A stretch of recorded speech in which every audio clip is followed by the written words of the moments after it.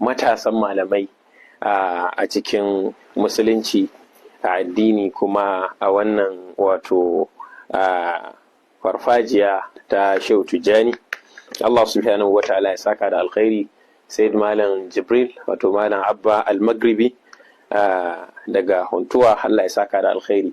Daga cikin darussa ko abubuwa da za mu gane waɗanda muka wato za mu iya ɗauka a cikin abin da malam ya faɗa mana a gurguje, da lokacin karatun ya yi tsawo. Abu na farko, malam ya nuna mana cewa duk abin da farko dai abubuwan da za mu fitar a ciki shine farko lalle tabbas karatu ba optional bane a wajen matashi ba optional bane.